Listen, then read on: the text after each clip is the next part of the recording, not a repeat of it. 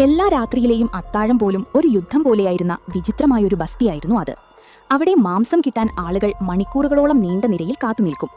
ഏക്ക ആ നീണ്ട നിര കണ്ടപ്പോൾ തന്റെ ഊഴമെത്തുമ്പോഴേക്കും മാംസം തീർന്നു പോകുമെന്ന് മനസ്സിലാക്കി. അതുകൊണ്ട് ഓരോരുത്തരെയും മറികടക്കാൻ അവൾ ഓരോ തന്ത്രങ്ങൾ പ്രയോഗിക്കാൻ തുടങ്ങി. ആദ്യം മുന്നിൽ നിന്ന് ഒരാളെ തട്ടി അയാളുടെ സ്ഥാനത്ത് കയറി. പിന്നീട് ശക്തനായ ഒരാളുടെ മുടി വലിച്ച് അവിടെ ചെറിയൊരു വഴക്കുണ്ടാക്കി. എല്ലാവരുടെയും ശ്രദ്ധ മാറിയപ്പോൾ ഏക്ക കുറച്ച് ചുവടുകൾ മുന്നോട്ട് നീങ്ങി. അതിനുശേഷം നിലത്ത് കിടന്നിരുന്ന ഒരു കോബ്രയെ ഉപയോഗിച്ച് മറ്റൊരാളെ അവിടെ നിന്ന് മാറ്റി. പിന്നെ ഒരു വൃദ്ധന്റെ മുടിയിൽ തീ കൊളുത്തി. വൃദ്ധൻ പേടിച്ചോടിപ്പോയതോടെ ഏക്ക വീണ്ടും മുന്നിലെത്തി. അപ്പോഴാണ് വലിയൊരു നായയുമായി നിന്ന ഒരാളെ അവൻ കണ്ടത്. പോക്കറ്റിലുണ്ടായിരുന്ന പഴയൊരു എല്ല് ദൂരേക്ക് എറിഞ്ഞതോടെ നായ അതിന്റെ പിന്നാലെ ഓടി. നായയുടെ ഉടമയെയും വലിച്ചുകൊണ്ട് നിരയിൽ നിന്ന് പുറത്തേക്ക് പോയി.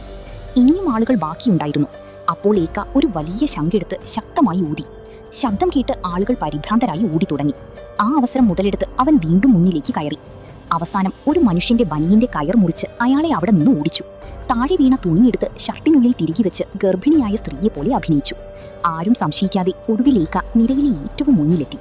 നേതാവ് വലിയൊരു മാംസകഷ്ണം അവന്റെ നേരെ എറിഞ്ഞു. ഏക്ക അത് സന്തോഷത്തോടെ പിടിച്ചെടുത്തു. പക്ഷേ അതേ നിമിഷം ഷർട്ടിനുള്ളിൽ ഒളിപ്പിച്ചിരുന്ന തുണി താഴേക്ക് വീണു. അവന്റെ മുഴുവൻ തന്ത്രവും എല്ലാവരുടെയും മുന്നിൽ പൊളിഞ്ഞു.